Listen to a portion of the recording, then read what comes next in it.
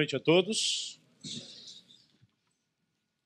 Desde a semana passada nós estamos meditando numa série sobre matemática do perdão. Esse tema tem, sempre que a gente aborda esse tema na igreja, a gente tem repercussões, a gente tem impacto na vida das pessoas. O pastor Ricardo começou falando semana passada de Pedro, que, como aquele aluno que faz a pergunta e em seguida ele já dá a resposta, Pedro diz: Senhor, quantas vezes se deve perdoar? 7?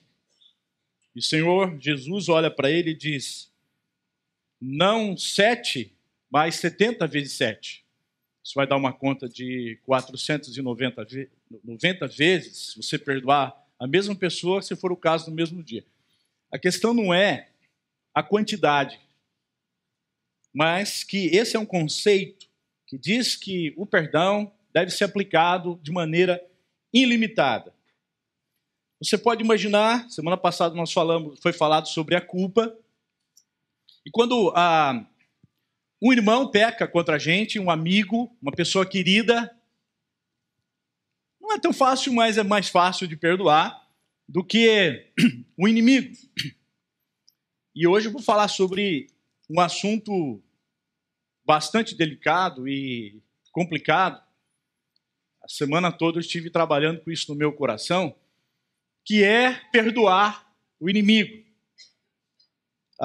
Vou começar com uma história que Max Lucado conta em um dos seus livros. Um amigo dele chamado Rafael, pastor em El Salvador, estava plantando uma igreja, estava pastoreando, e os guerrilheiros El Salvadorenho desconfiaram, pensaram que ele pudesse ser um inimigo. O que fizeram com ele? Colocaram-no dentro de um carro e incendiaram esse carro. Mas pela providência divina, Rafael Rosales conseguiu fugir do carro, mesmo queimado em algumas partes do seu corpo. Ele também fugiu do país. E por algum tempo lidou com a raiva e com a falta de perdão para aqueles que tentaram contra a sua vida. Eu vou falar hoje, queridos, sobre o tipo de perdão que o Senhor Jesus nos direciona, nos ensina a dar para a pessoa que intencionalmente e sem nenhuma culpa, o sentimento algum, nos machuca, nos ofende, nos agride, que Jesus vai chamar de inimigo, o homem mau, pode ser a mulher também, né? A pessoa que não tem nenhum dó, nenhuma percepção de que está causando mal a alguém. Como eu lido com isso? Como lidar com a ofensa vinda de um inimigo? O contexto hoje não é uma ofensa vinda de um esposo, se bem que tem um filme aí que diz dormindo com o inimigo, né? De repente, pode ser que o inimigo esteja dentro de casa, né? Mas é aquela pessoa que nos aflige, que nos persegue, que nos machuca. E, portanto, volto lá, é a adição do amor que a gente precisa. Diante desse quadro, Jesus nos convida a fazer essa matemática do perdão, adicionando amor. Pedro nos leva, com a pergunta dele, a receber um dos ensinos, dos princípios de Jesus, dos mais relevantes para alcançarmos os maiores níveis de amor já existente. Perdoar. E Jesus diz 70 vezes 7. Perdoar, eu estou repetindo agora um texto do pastor Ricardo, semana passada, é uma decisão na mente e no coração que marca o início de um processo, guarde bem essa palavra, processo de vida. Depois que as contas são feitas, os prejuízos são enumerados e a culpa e os culpados são apontados. Ao invés da gente reivindicar a justiça, o ofendido decide oferecer o perdão. Então, o ofensor é liberado da dívida e o ofendido é liberto do veneno mortal da amargura. Porque nós, quando não perdoamos, nós entramos numa masmorra cheia de veneno mortal. E a nossa alma vai adoecendo, vai morrendo. Portanto, eu quero convidá-los a voltar os seus pensamentos para estas palavras de Jesus que estão no Sermão do Monte. Mateus, capítulo 5, versículo 38 até o 48. Aí está o 42, mas nós temos mais dois slides com esse texto bíblico. O texto diz: vocês ouviram o que foi dito, olho por olho, dente por dente. Mas eu lhes digo, não resistam ao perverso. Se alguém o ferir na face direita, ofereça-lhe também a outra. E se alguém quiser processá-lo e tirar-lhe a túnica, deixe que leve também a capa. Se alguém o forçar a caminhar com ele 1 milha, vá com ele 2. Dê a quem lhe pede, e não volte as costas àquele que deseja pedir-lhe algo emprestado. Ressaltando aí o que os antigos diziam, olho por olho, dente por dente. E o que Jesus disse, não resistam ao perverso. Continuando a leitura do texto, Jesus diz, vocês ouviram o que foi dito, amem o seu próximo e odeiem o seu inimigo. Mas eu lhes digo, amem os seus inimigos e orem por aqueles que os perseguem, para que vocês venham a ser filhos de seu Pai que está nos céus. Porque ele faz raiar o seu sol sobre os maus e os bons, e derrama chuva sobre justos e injustos. Realçando que os antigos diziam, ame o seu próximo, mas odeie o seu inimigo. E o que Jesus disse, ame o seu inimigo. Continuando o texto, se vocês amarem aqueles que os amam, que recompensa vocês receberão? Até os publicanos fazem isso. E se saudarem apenas os seus irmãos, o que estão fazendo demais? Até os pagãos fazem isso.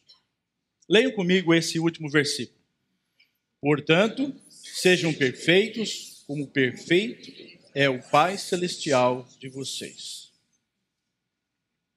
Vamos adicionar, portanto, a esse grande desafio, eu considero um grande desafio,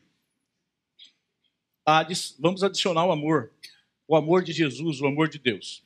No entanto, há um questionamento que deve ser feito. Se Deus é amor, por que então ele deu a lei chamada a Lex Talionis, ou a lei de Talião? Se Deus é amor, por que ele ordenou ao povo do Antigo Testamento a lei da retribuição? Porque Lex Talionis, ou a lei de Talião, quer dizer a lei da retribuição. Olho por olho, dente por dente. Mas veja só, tem mais ainda, não é só dente nem olhos, né? Mas se houver danos graves, a pena será vida por vida. Olho por olho, dente por dente e mais. Mão por mão, pé por pé, queimadura por queimadura, ferida por ferida, contusão por contusão. Ou seja, essa lei dizia que se alguém matou o seu gatinho, vizinho que não gostava do seu gatinho, que história triste, né? Matou o seu gatinho, você tinha o direito de ir tão somente se vingar e matar o gatinho dele.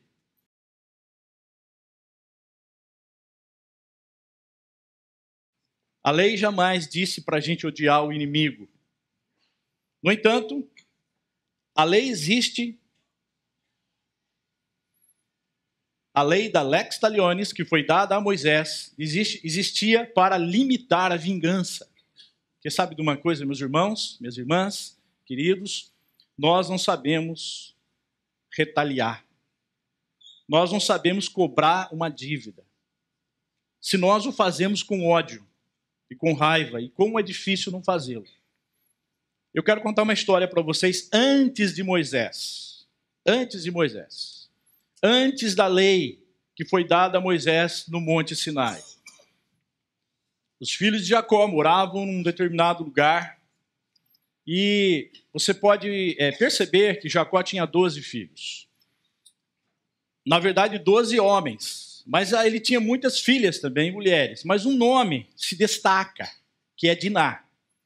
Não sei se porque ela era bonita, não sei o que aconteceu, mas Siquém, que era um príncipe de um clã, de uma tribo daquela região, se encantou com ela, a raptou e abusou sexualmente de Diná, causando assim uma ofensa terrível para aquele povo, para aquela tribo, ou para a família de Jacó. O pai de Siquém, sabendo disso, resolveu acertar a situação e pagar a dívida. Como seria paga essa dívida? Casando os dois. E, surpreendentemente, Jacó e seus filhos aceitaram. E disseram, só que tem uma coisa, para casar com alguém do nosso clã, é preciso circuncidar-se. Oh, meu Deus do céu. E então, convenceram não somente ao príncipe, Siquém, mas também a todos do clã, daquela família, a que se circuncidasse.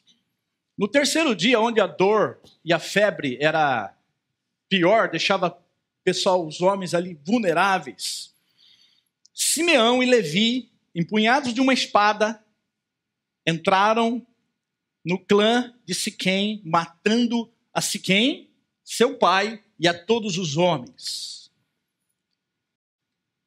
Eles estavam querendo vingar a honra da sua irmã. E, na verdade, nós não sabemos cobrar a dívida. Quando nós cobramos a dívida, nós cobramos com ódio e com intensidade tal que agora somos nós que nos tornamos injustos. E é por isso que Deus deu essa lei, para limitar a vingança. E que a vingança fosse aplicada de maneira justa, de maneira que a família não podia aplicar essa vingança. E é por isso que um juiz, ele julga mediante provas, muitas vezes sem conhecer pessoalmente a pessoa, porque ele não pode colocar nenhum sentimento naquele juízo, naquele julgamento que ele vai fazer. Então, se alguém se sentiu ofendido porque morreu o gatinho, o que ele tem que fazer? Ir lá até o ancião da tribo e dizer, olha, minha causa é essa. Vocês lembram que alguns domingos atrás, o pastor Ricardo trouxe aqui uma mensagem sobre Moisés, que estava ficando muito cansado porque ele tinha que julgar as causas do povo de Israel. E aí o Jetro, o sogro dele, deu a ideia, deu assessoria empresarial para ele de dividir ali toda aquela carga, né? Esses casos, então, deviam ser julgados por uma autoridade. O problema é de que a gente não sabe aplicar ou cobrar dívida. O problema é o seguinte, que nós vivemos uma sociedade onde vingança, desde quando a gente é pequeno, a gente assiste filme, programas, até desenhos animados falam sobre isso, sobre vingança.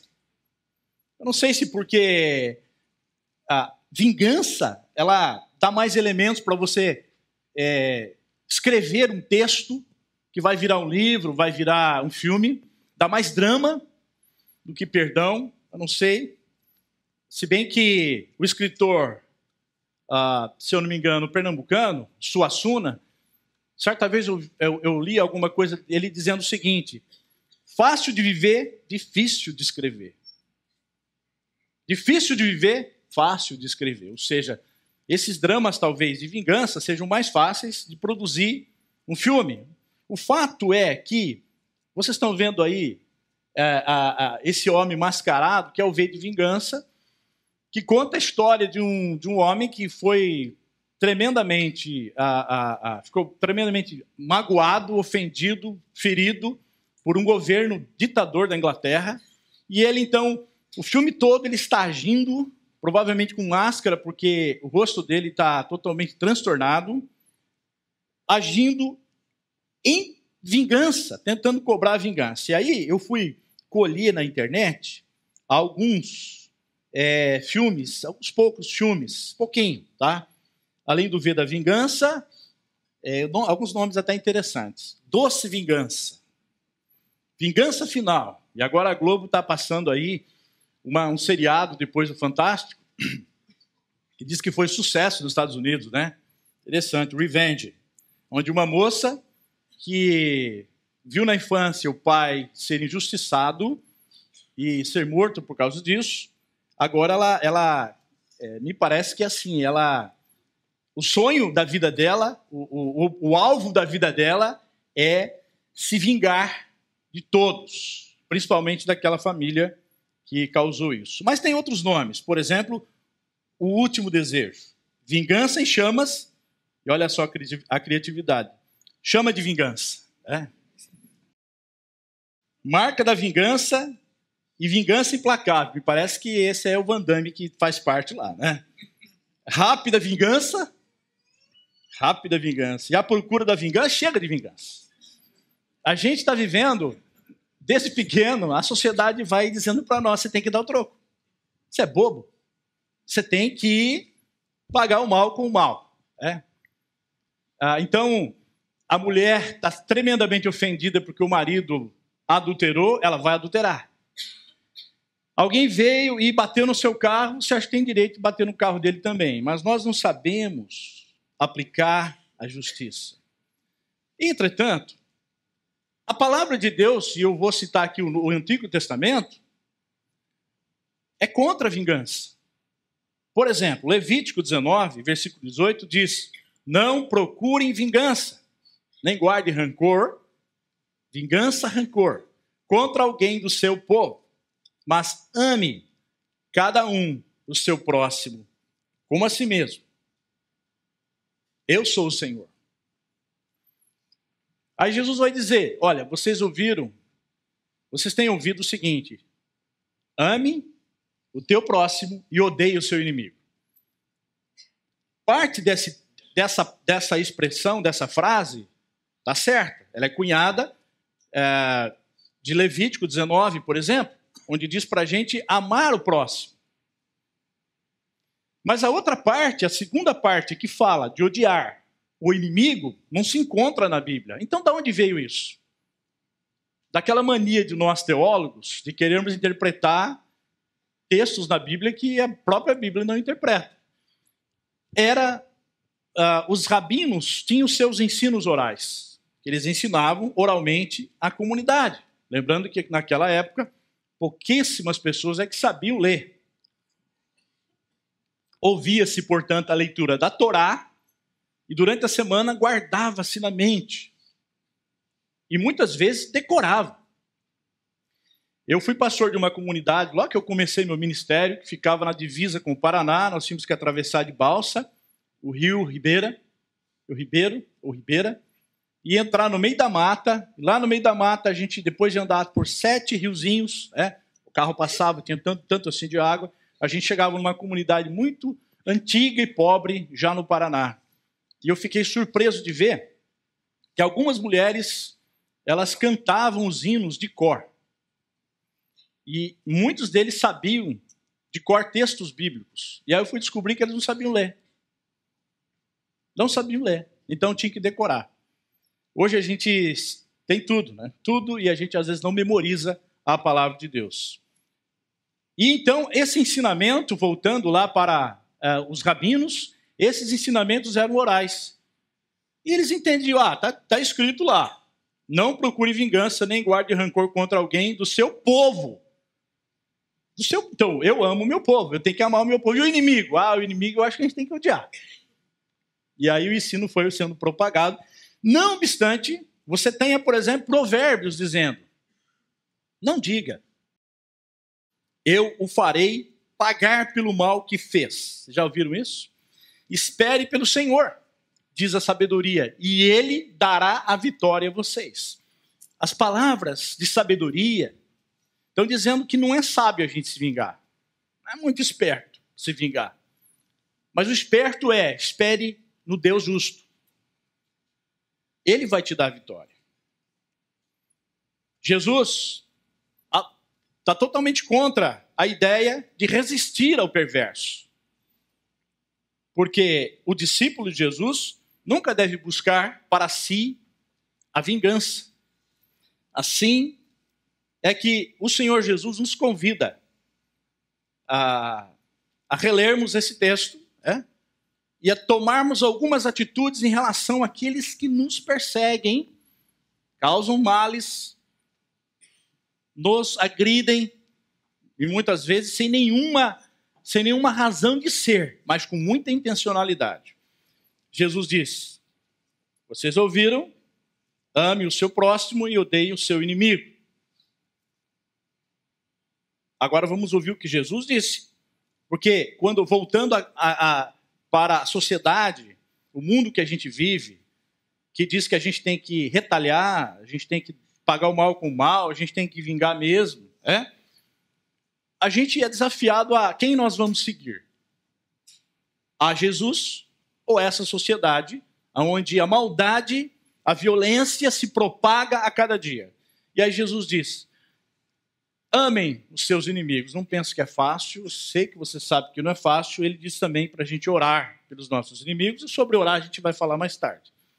Eu quero lembrar uma palavra desse pastor querido, que influenciou muitos dos pastores de hoje com seus livros, pastor Eugene Peterson. E é interessante que essa frase que eu coloquei aí, eu tirei de um livrinho que eu li há algum tempo atrás, bem diferente dos estilos dele, que era um livrinho sobre como ser pai de adolescente.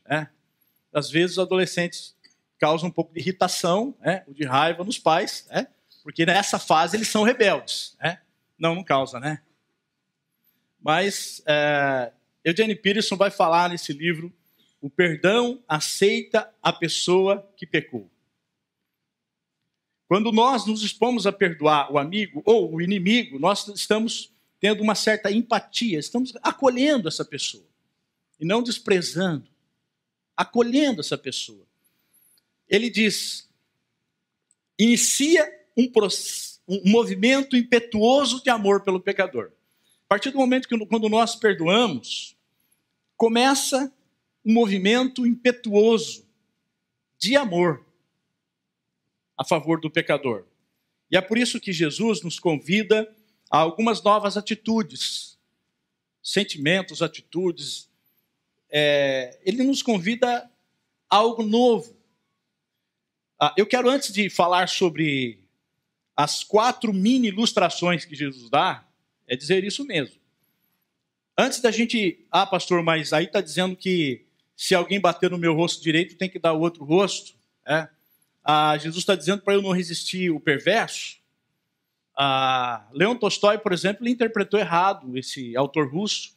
Ele interpretou errado. Ele dizia que a gente devia resistir o mal e não devia ter nem... o mal não devia ser punido. Gandhi, quando leu esse texto do Tolstói, ele vai entender também errado. Ele vai para o lado do pacifismo, mas você vai encontrar, por exemplo, quem leu os dois, quem leu Mateus capítulo 5, versículo 38 até o 48, quem leu Tolstói e quem leu Mahatma Gandhi e também o influenciou muito, foi o pastor batista Martin Luther King, que nós tivemos aqui a citação de uma frase dele. E Martin Luther King, por ser pastor, provavelmente, um doutor em teologia, negro, ele não foi um homem pacífico. Ele não se acomodou com a injustiça e nem com o homem mau. No entanto, e não obstante, ele ter sido esfaqueado por alguém da sua própria raça, no hall de entrada de um hotel, ele foi socado por alguém, foi preso 20 vezes injustamente. Durante 13 anos, esse homem viveu o terror de ameaças de morte. A sua casa foi incendiada e há uma lista enorme que foi lida no dia do seu sepultamento por um dos seus amigos. Mas você não vê nenhuma amargura, você não vê nenhum rancor. Esse amigo dele diz isso nesse texto. Você não vê em nenhum momento Martin Luther King retaliando os seus carrascos, Ele foi até maliciosamente acusado de ser comunista. Ele foi xingado de ser um hipócrita, mas em nenhum momento ele deixou-se dominar pelo ódio, pelo rancor dos seus inimigos. Eu quero falar isso para que a gente não entenda errado essas quatro mini ilustrações. Porque Jesus não está dando 4 novas leis, mas são expressões de graça. Tomemos, portanto, cuidado para não interpretarmos erroneamente esse texto. E para isso é bom lembrar por que Jesus usa essas 4 pequenas ilustrações. Porque ele está dizendo, os rabinos aí estão dizendo, olho por olho, vingança, retaliação, lei da retaliação, bateu, levou. Eu estou dizendo o seguinte, não resista ao homem mau. Porque à medida que a gente resiste ao homem mau, a violência propaga. E ele diz, se alguém bater, e naquela época, a ofensa era grave. Não ofensa física, ofensa moral. Quando alguém batia com as costas da mão no rosto direito de alguém, ele podia ser até processado, tinha que pagar uma multa, porque ele estava ofendendo profundamente uma pessoa. E o Senhor Jesus diz, abra mão do orgulho ferido. Abra mão. A segunda mini ilustração ele fala, se alguém quiser processá-lo, e aí a linguagem parece ser jurídica, e tirar-lhe a túnica, deixe que leve também a capa. Acontece que a túnica era como se fosse a camiseta, a camisa de uma pessoa. E a capa era o paletó, a blusa dele, como se fosse um cobertor. Tanto é que quando alguém tinha que entregar essa capa, empenhorando uma dívida, a lei dizia o seguinte, que à noite, se tivesse frio, ele podia buscar e ficar com a capa à noite, depois devolver no outro dia. Era uma coisa muito pessoal. E Jesus disse, se alguém tentar tirar de você, não brigue com ele. Lembre-se, ele não está dando uma lei, mas ele está nos livrando, dando uma lei da vida. Não uma lei, mas a graça da vida. Muita gente, ou algumas pessoas, a gente ouve nos noticiários, e a gente até conversa com algumas pessoas, que diante, por exemplo, não é jurídico, mas diante de um assalto, ninguém leva minha bolsa. E aí leva uma bala. E querendo, às vezes, proteger um bem material, a gente acaba entrando dentro de uma caverna de ódio. Ok. Pode ser que até você tenha que lidar com a questão no tribunal. Mas o que o Senhor está dizendo não deixe o seu coração ficar amargurado, amarrado, preso na masmorra do ódio. E eu não vou falar mais sobre isso, porque senão eu já vou começar a fazer igual os rabinos, Então, a terceira mini ilustração de Jesus diz respeito a você ter um saldo a quem pede. Se alguém o forçar a caminhar com ele 1 milha, vá com ele 2. O único historiador judeu da história antiga foi Flávio Josefo. Flávio Josefo, ele diz que esse termo grego, forçar, era usado para um transporte compulsório de bagagem militar. Então, um soldado romano obrigava compulsoriamente uma pessoa a carregar a sua bagagem por uma milha. Também pode ser entendido como um costume. As estradas eram perigosas, então havia um costume de solidariedade, de acompanhar o amigo nessa estrada. Então o fariseu dizia, o amigo eu acompanho, mas o inimigo não. Jesus disse, se o teu inimigo te pedir isso, não vá somente uma, mas vá duas. E para não ficar tanto na lei e nas explicações, eu quero contar uma experiência minha que eu passei alguns anos atrás, onde eu ouvi de Deus essa palavra. Silas, ande a 2ª milha. No muro lateral da igreja,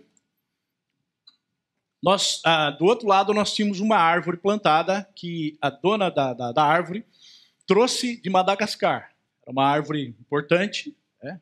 Só que toda árvore cresce e tem raízes. Né? Você está lembrando da árvore que está do lado da sua casa, né? Então, só que aquelas raízes cresceram muito e racharam o muro.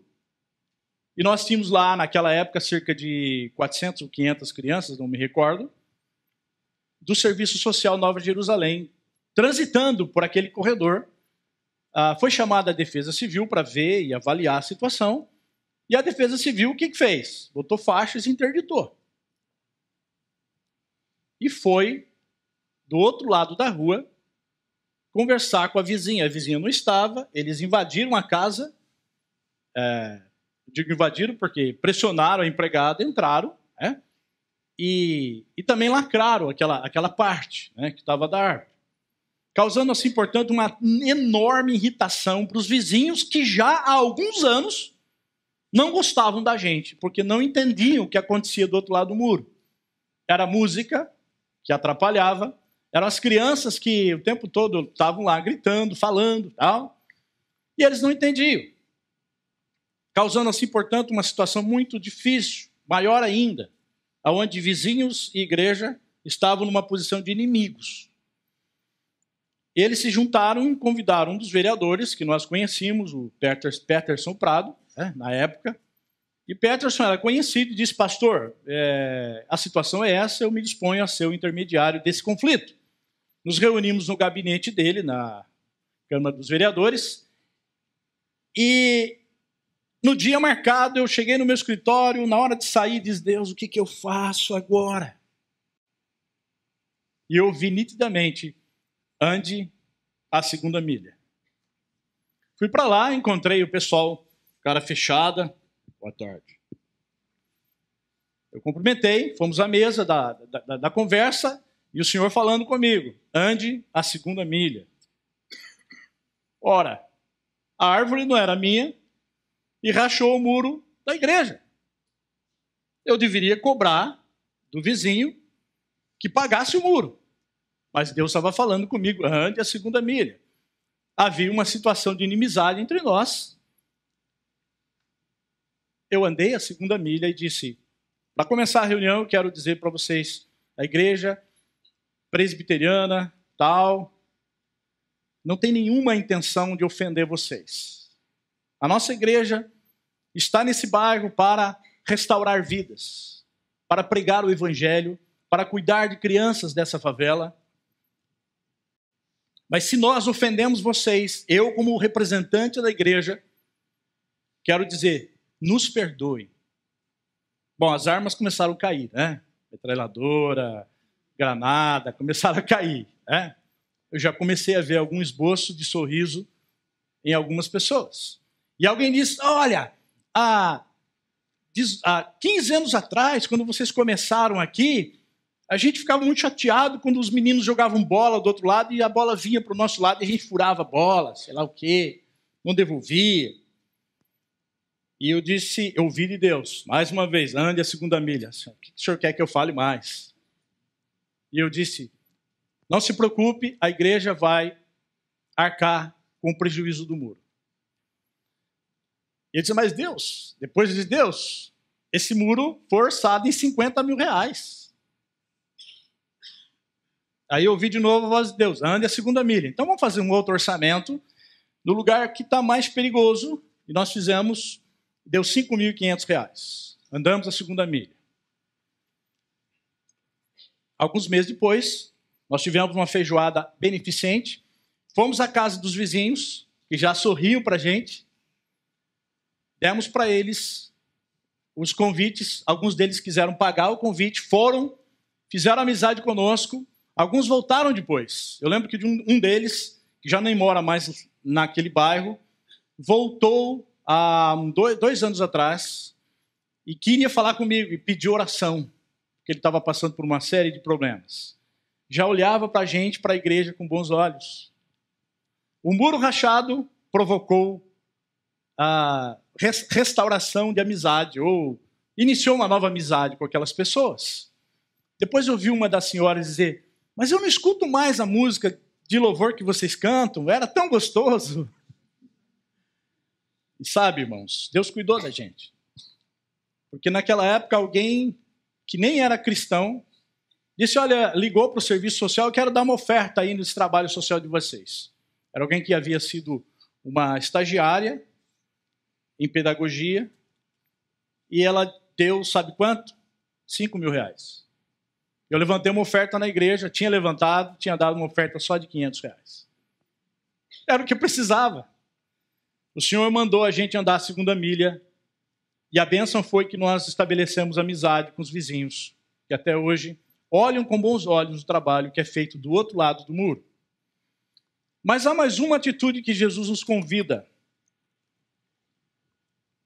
Você pode imaginar alguém que te agrediu durante anos, que te humilhou por muitas vezes, alguém que gerou em você raiva. De repente, essa pessoa bate na porta da sua casa e diz, pastor, o senhor me conhece, né? Conheço. Então, pastor, Silas, eu estou passando uma situação muito difícil. Estou com uma receita aqui de um remédio para o meu filho. Eu não tenho dinheiro para comprar, custa 500 reais. Você pode me ajudar? Eu disse, agora! A vingança é um prato que se come frio. Mas aí eu lembro que Jesus disse, dê a quem lhe pede, e não volte as costas àquele que deseja pedir-lhe algo emprestado. E Lucas, que é o evangelho paralelo a esse texto, Lucas 6, 27, diz que nós devemos fazer o bem aos que nos amam. É isso? Aos que nos odeiam. A coisa fica difícil. E aí o Senhor Jesus diz, através de Paulo, lá em Romanos capítulo 12, se o teu inimigo tiver fome, dá-lhe de comer, se tiver sede, dá-lhe de beber. Pague o mal com o bem. Fazendo assim, e aí Paulo cita Provérbios, fazendo assim, amontoarás brasas vivas sobre a sua cabeça. Ou seja, fazendo bem, você pode levar a pessoa ao arrependimento. Pode ser que não, mas pode levar também a pessoa ao arrependimento. Essa expressão que sempre me intriga, que a gente sabe o que significa, mas não sabe de onde vem. Muito provavelmente vem de um costume, até jurídico, do Antigo Egito, onde uma pessoa arrependida, de fato, para provar o arrependimento, porque hoje, assim, alguém machucou a gente e diz, foi mal, hein? Foi mal? Doeu muito mais do que foi mal, né? Então, naquela época, alguém tinha que colocar uma bacia de brasas ardentes, vivas na cabeça, e sair andando. Isso dói, né? Então, levando a pessoa ao arrependimento. Dostoiévski, hoje citando aqui os russos, né? Ele diz que o amor em ação é muito mais fatal do que o amor em sonho. Ou seja, eu posso virar o rosto quando alguém bateu na minha face direita, eu posso virar o rosto e ele bater de novo. E não sentir, e não ter nenhum amor por aquela pessoa. Mas o que Jesus está dizendo é o pacote todo. Não é somente uma dessas mini ilustrações. E o pacote todo nos leva para mais uma ação. A quinta ação. Que Jesus nos convida a orar por aqueles que nos perseguem. Eu acho que essa é a mais difícil de todas elas. Porque, na minha experiência, antes de orar, abençoando, em favor da pessoa que me causou um mal, um homem mau, um perseguidor, ou como disse o pastor Ricardo, que tenha hanseníase espiritual, que não tem nenhuma sensibilidade para a minha dor. Antes de orar por ele, eu tenho que orar por mim. E eu quero contar uma outra experiência para vocês. Em 2006, eu fiz uma viagem com alguns pastores para os Estados Unidos. Dia 12 de junho, eu voltava da balsa, que passou ao lado da Estátua da Liberdade, e eu falei, eu não consegui falar com a minha esposa durante o dia, hoje é dia dos namorados, amanhã é aniversário dela, vou falar com ela, e era noite e eu consegui falar. Ela disse que estava tudo bem. Alguns dias depois, retornava, ela foi me buscar, e eu vi que tinha uma bandeira assim do lado, na porta do carro. Era a época da Copa do Mundo. Puxa, eles estão bem patriotas, né? Torcendo pelo Brasil. Depois do almoço, me trataram muito bem, disseram, agora vamos dizer o seguinte, vamos contar. O meu filho dizia, conta logo, conta logo. Conta o quê? Conta logo, conta o quê? Fato que elas foram dizendo, olha, sabe por quê daquela bandeira do lado do carro? Do lado do... Porque alguém bateu.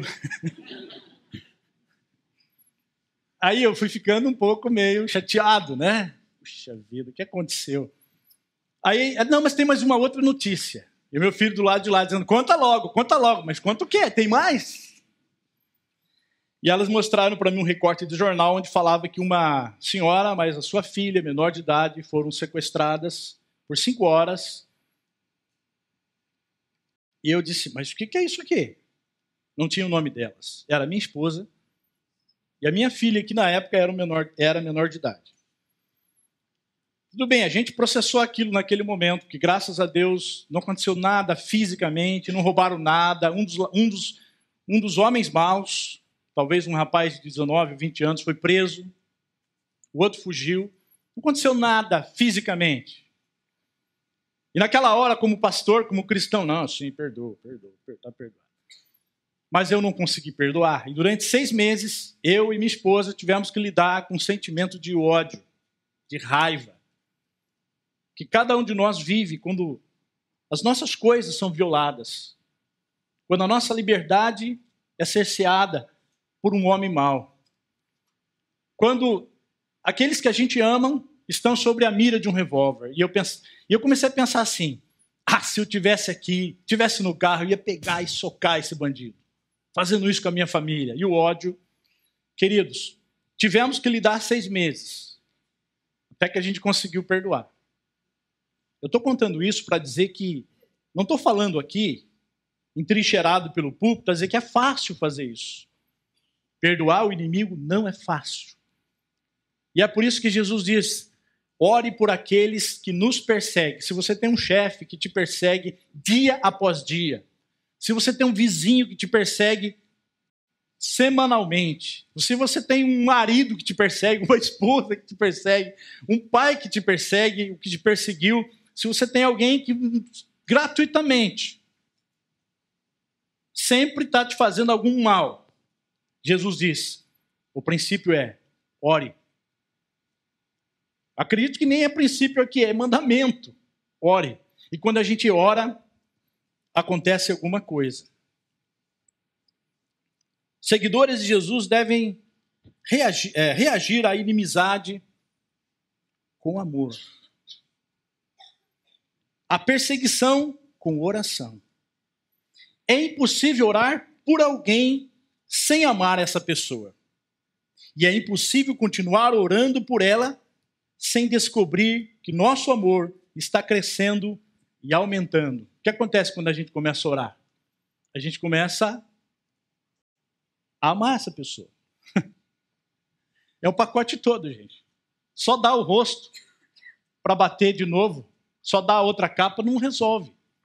São atitudes de não reagir à violência, de não retaliar, mas também tem que ter uma atitude positiva. Porque se a proposição primeira de Jesus é não resista ao inimigo, a segunda é positiva. Ame o inimigo. É o pacote todo, eu repito. A última proposta do Senhor Jesus nesse texto é saudar aqueles que não são queridos. Ele diz: se vocês saúdam apenas os seus amigos, aqueles que vocês gostam, seus irmãos, que vantagem tem nisso? Os mafiosos também saúdam e beijam os seus amigos. Os bandidos também fazem isso. Eu sei disso. De certa forma, eles também amam os seus amigos. Mas Lucas diz: abençoem os que os amaldiçoam. Por que saudar? Hoje a saudação é a seguinte: oi, tudo bem? Beleza? Tudo jóia? Não demora nem um segundo. Mas a saudação naquela cultura onde Jesus estava inserido era outra. Então, se eu encontrasse com o Mauro, e aí, Mauro, tudo bem?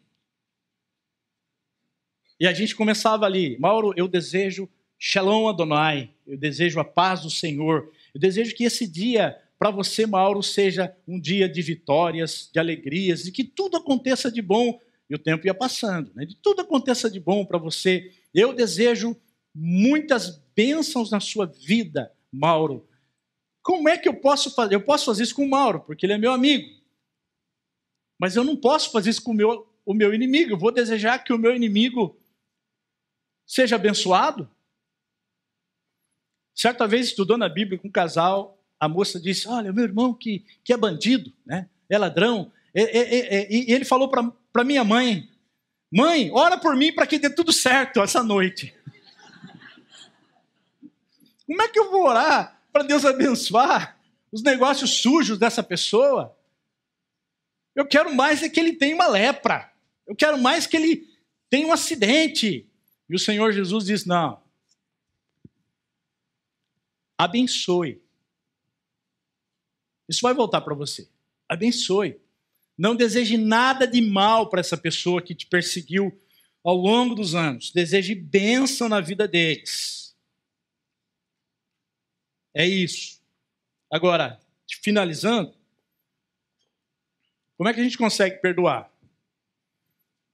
E lembrando que o pastor Ricardo disse semana passada, isentando talvez alguns, essa mensagem é para discípulo de Jesus.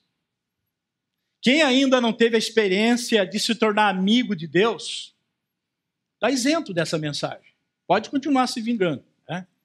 E vai recebendo troco também, né? Dá, leva, não tem fim, não tem fim.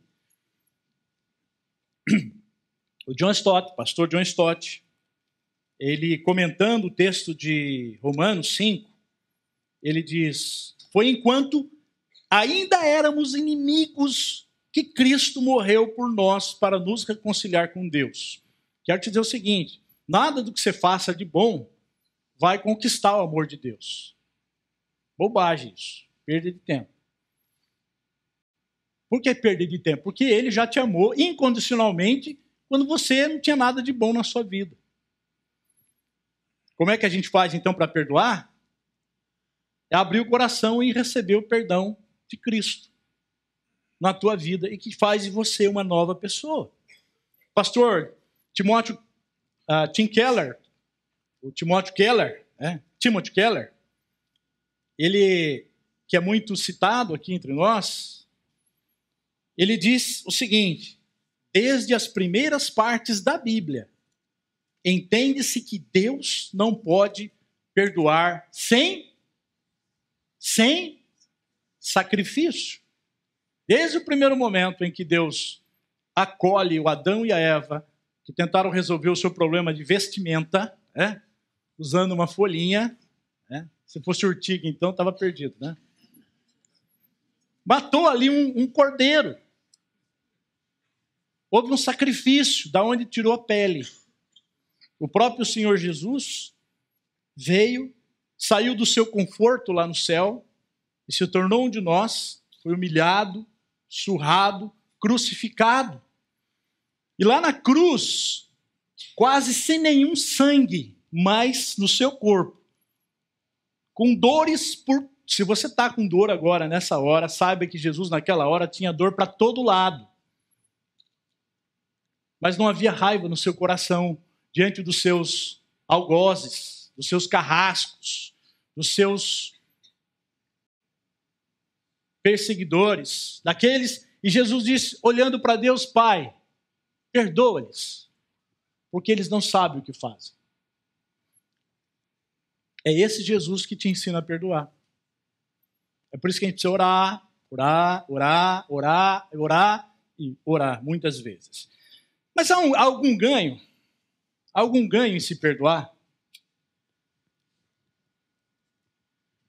Existe alguma recompensa em se perdoar? Claro. A primeira delas é a libertação da prisão do ódio.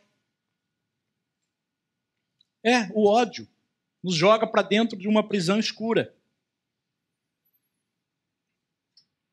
E aí eu quero contar a história de duas famílias que passaram a frequentar a igreja onde eu era pastor. Ali no bairro, essas duas famílias eram inimigas, se odiavam. Por quê? Porque o pai de uma delas, que era presidente do bairro, se envolveu com uma outra mulher, então ele tinha a esposa e a filial, né? No mesmo bairro, morando a menos de 800 metros, 500 metros. E as meninas foram crescendo juntos, sabendo, o nosso pai não, é meu pai, não, é meu pai. E elas brigavam, rodava a baiana, como se diz, uma odiando a outra. Mas agora elas estavam chegando na igreja. E eu disse, esse negócio não vai dar certo. E um dia um presbítero pregou. Depois que o presbítero Arnaldo pregou, ele pregou sobre praticar a palavra de Deus.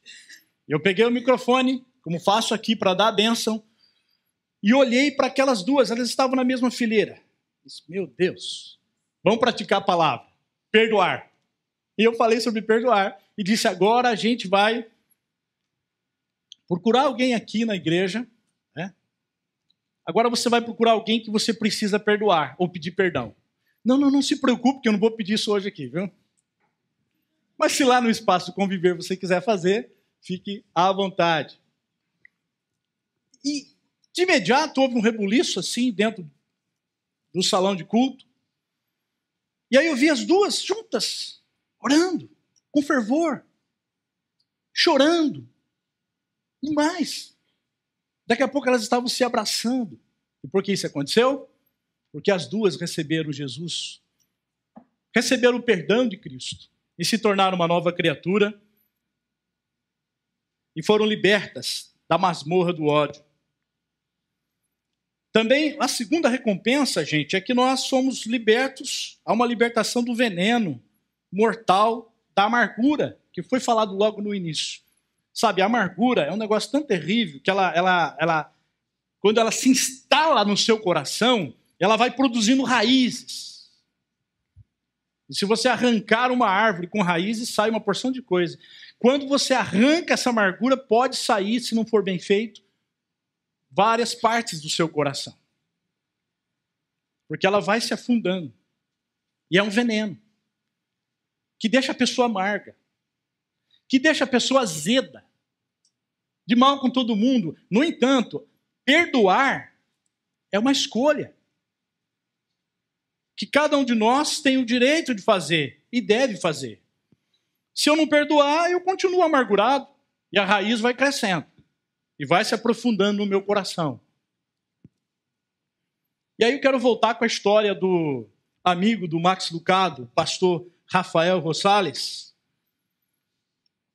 na medida que Deus ia ministrando o coração de Rafael, ele começou a ter uma visão diferente de suas cicatrizes. O Senhor foi mostrando as cicatrizes dele, os cravos na cruz, a lança no seu lado. E isso tudo por quê? Por amor aos seus inimigos, que se tornariam amigos ao se converterem a Cristo. Então, ele pôde perdoar os seus carrascos. O Max Lucado diz que enquanto escrevia esse texto, o pastor Rafael Rosales estava de volta a El Salvador, plantando uma igreja, porque ele estava curado. Cicatrizes. Foi falado no início, foi falado semana passada, eu vou falar. Quem perdoa, esquece. Não. Não tem nada a ver com amnésia. E para contar isso, o pastor Ricardo disse que tem várias cicatrizes, mas eu me lembro de uma, até hoje, quando eu falo para os meus alunos no seminário sobre cura das feridas, eu uso essa cicatriz para lembrar isso. Eu era adolescente, voltava das férias, voltava do sítio do meu avô, e fui tomar banho, e naquela época, alguns de vocês vão se lembrar, tinha uma gilete grandona assim, né? Colocava um aparelho e... Incrível isso, né? Perigosa, né? E alguém deixou essa gilete debaixo de um sabonete. Eu fui tomar banho e peguei o sabonete, e o sangue, a dor... Poderia ter dado uns 3 ou 4 pontos, mas eu não fui no hospital, não dei pontos. Demorou um pouquinho para sarar, coloquei remédio, sarou. Isso já se passaram muitos anos. Talvez tivesse uns 15 anos naquela época. Eu posso olhar para a cicatriz e não sentir dor. Mas quando olho para a cicatriz, eu penso, cuidado com gilete debaixo de sabonete. Se alguém pisa no meu pé, 1, 2 ou 3, eu aprendo com isso. Por favor, passe, mas não pise mais no meu pé. Eu posso perdoar, mas as cicatrizes nos dão diretrizes, nos dão experiência diante das ofensas. Com isso, o nosso coração se libera para receber todo o amor do perfeito amor do Pai. O nosso coração se abre para isso.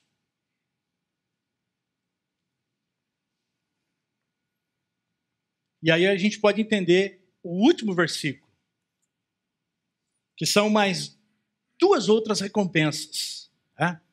Eu já chego lá. A primeira recompensa é para que a gente se torne como filhos amados, filhos do Pai que está no céu. Ou seja, nós nos convertemos a Cristo, nascemos de novo, enfim, existe uma porção de formas de falar isso, mas eu tomei uma decisão de ser discípulo de Jesus, recebi o perdão de Deus, mas eu estou muito longe de ser parecido com Deus. Eu entro nesse processo e aí encontro a primeira barreira, o inimigo. Estou frequentando a igreja e olho lá, vim na igreja errada, tem um cara que eu não vou com a cara dele. Não, você veio na igreja certa, porque Deus quer te libertar desse ódio que está no seu coração. E aí você começa a se tornar cada vez mais parecido. Essa palavra venham a ser, numa outra tradução é tornar-se. A gente já é, mas a gente vai ficando parecido com ele. E por último, o versículo 48, que assusta a gente, perfeito. Como é que eu vou ser perfeito como Deus é perfeito? Essa palavra perfeito aqui tem que ser lida junto com o texto de Lucas, que diz o seguinte: portanto, sejam misericordiosos, como o misericordioso é o Pai Celeste. Essa palavra perfeito no grego é telos, não quer dizer que é aquela pessoa que não tenha erros. O texto está dizendo que essa telos, perfeito aqui, é que é maduro, completo, não tem falta de nada. É esse o amor de Deus. O amor de Deus não tem falta de nada, é completo, é maduro. E é esse amor que a gente precisa para perdoar o inimigo. O meu estoque de amor é muito pequeno. E é muito fraco. Então eu preciso de Me apropriar do estoque do Pai, que se manifestou na pessoa do Filho, Jesus Cristo, para eu ter condição de perdoar. Então eu perdoo no amor do Pai. E o amor do Pai vai entrando no meu coração, porque eu fui liberto do ódio, liberto da masmorra, da amargura, e agora eu estou aberto a receber o amor. Na Segunda Guerra Mundial, nós conhecemos uma história que veio a ser revelada num livro chamado Refúgio Secreto. Alguém já leu esse livro, Refúgio Secreto? História de Corrie ten Boom, uma holandesa cristã. O pai era relojoeiro e consertava relógio. Acho que quase não existe mais isso, né? Que começou a ter amor e misericórdia pelos judeus que eram perseguidos. Eles tinham um quartinho lá em cima, onde eles refugiavam os judeus. Era o refúgio secreto. No entanto, infelizmente, os nazistas descobriram. Prenderam o pai, que morreu debilitado no campo de concentração, o irmão, da mesma forma, e por último, a Betsy, a sua irmã, que ela gostava tanto. Mas por um erro que nós sabemos que não é do acaso, né? Ela foi liberta. E todo o pessoal que estava ali na sua ala morreu no dia seguinte. Ela entendeu, então, o grande amor de Deus na vida dela e começou a pregar o evangelho. Em 1947, ela estava pregando numa igreja em Munique. Esse texto, o texto de Mateus 6, que fala se a gente não perdoar os nossos devedores, ele também não nos perdoa. E depois que ela terminou a pregação, se levantou um homem que veio na direção dela e ela começou a reconhecer aquele homem. As lembranças vieram à sua mente.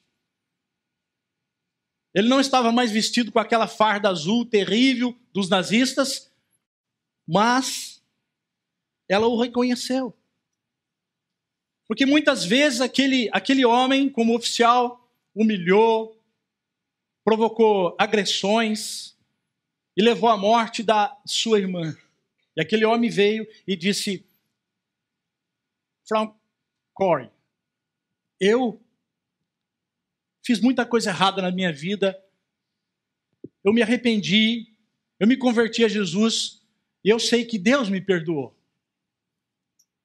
Mas a senhora disse que esteve num campo de concentração tal, eu não me lembro agora o nome, eu servi naquele campo de concentração. Então eu estou aqui para dizer o seguinte: Deus me perdoou, mas eu quero o seu perdão. E estendeu a mão para ela. E passaram muitas cenas na sua mente naquela hora. E o coração dela foi se enchendo de ódio. Ela parecia um robô. Segundo a descrição, ela parecia um robô. Havia uma frieza no seu coração. E ela disse: eu não consigo perdoar esse carrasco. E no mesmo instante, ela também ouviu uma voz: perdoar não é um sentimento, é uma vontade. E ela disse: então, em obediência à vontade de Deus, eu vou perdoar esse homem. E quando ela segurou a mão dele, diz o texto que ela recebeu uma eletricidade, uma energia que veio da cabeça até os braços e indo até a mão que cumprimentava aquele carrasco. E ela sentiu o amor de Deus ali profundamente, agindo e perdoando. Então, não perdoe ninguém sem a presença de Jesus. Não vá até o momento de oferecer o perdão ao inimigo sozinho. Vá com Jesus, com o Espírito Santo.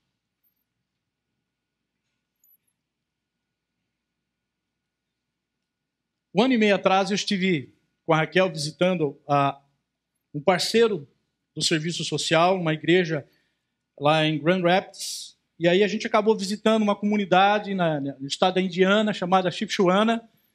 E o curioso é que essa comunidade repartia aquele espaço com os Amishes.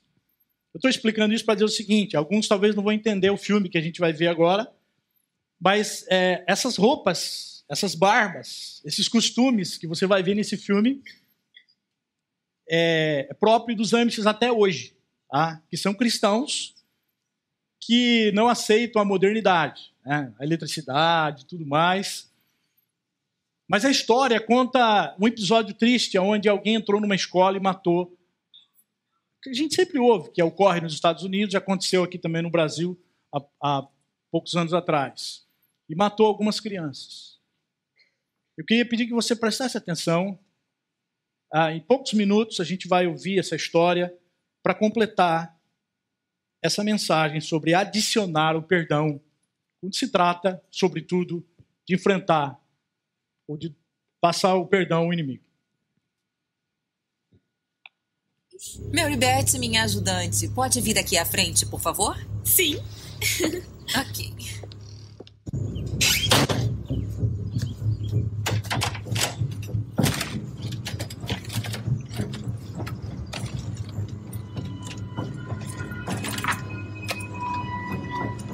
Polícia, qual sua emergência? Um homem acabou de entrar na escola. Ele tá armado. Tem um homem mau na escola, mamãe. Mas você escapou. Graças a Deus que você escapou. Emma e eu fugimos pela porta do lado, igual a professora Ruth. Eu pensei que a Mary Beth ia fugir também. Eu pensei que ela ia fugir. Mary Beth ainda está na escola com esse homem? Sim. Sarah e Rebecca também?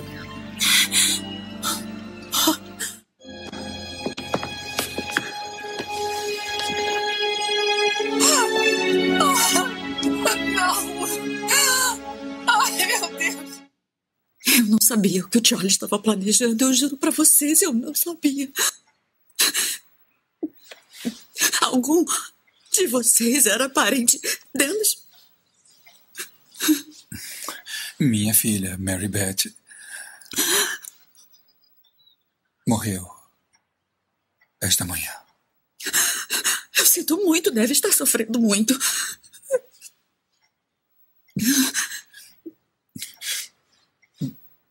É uma dor muito profunda. Seus filhos perderam o pai. Lamentamos pela senhora também. Nós não guardaremos nenhuma raiva contra Charlie. Ele era conhecido da maioria de nós. Nós viemos aqui para dizer que o perdoamos.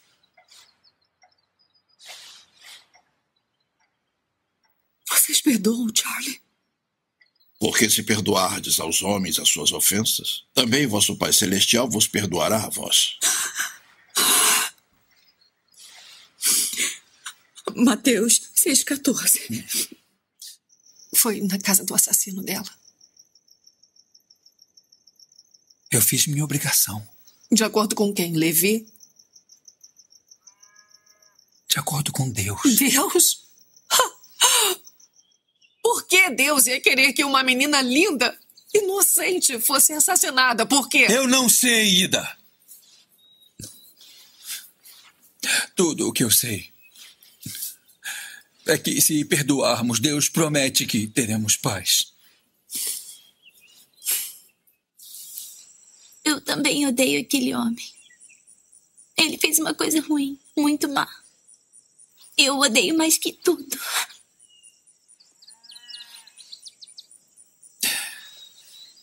Ele fez uma coisa muito ruim. E eu não culpo você por odiá-lo. Pode odiá-lo. O quanto quiser. Mas me diga, esta raiva dentro de você, como ela é? Você se sente bem? Não muito bem. Não. A raiva é uma coisa muito grande. Uma coisa faminta, com muitos dentes pontudos, e ela vai comer o seu coração. E não vai deixar lugar para o amor. É ele quem vai aplicar as punições, então não temos que carregar toda essa raiva horrível por aí dentro de nós. Se não quisermos. Se nós quisermos perdoar. Talvez eu possa perdoá-lo. E ainda odiá-la um pouquinho.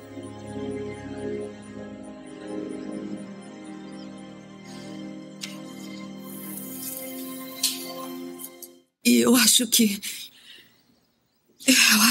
o que o Charlie fez é incompreensível para mim e para todo mundo que conhecia ele. O meu filho acha que foi um engano. Vocês todos foram tão doces comigo e com meus filhos. E até com o Charlie, ver vocês o perdoando quando algumas coisas são imperdoáveis. Não, está tudo bem, mas você não entende. O nosso perdão não diz respeito ao Charlie. Perdoar não significa esquecer. Também não significa absolver. Nós sabemos que o Charlie estará diante de um Deus justo. Mas também sabemos que se ficarmos presos à nossa raiva e ressentimento, então seremos nós os que serão punidos. É verdade.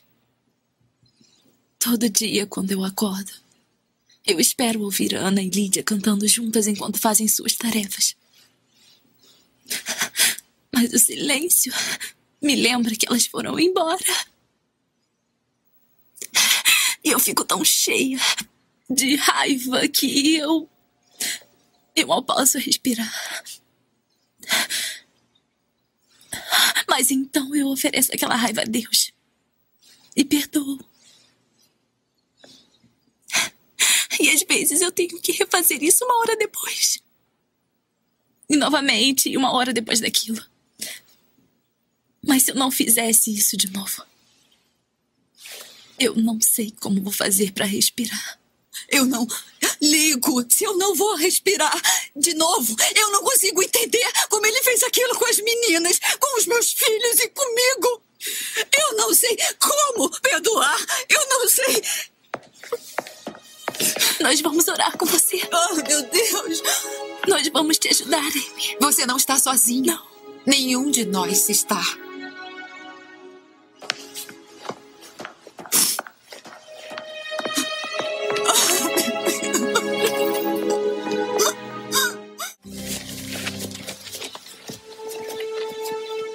Sentimos muito pela sua perda. Eu não consigo entender. Antes de morrer, minha filha tinha perdão no seu coração. Não posso fazer menos que isso. Muito obrigada. Muito obrigada.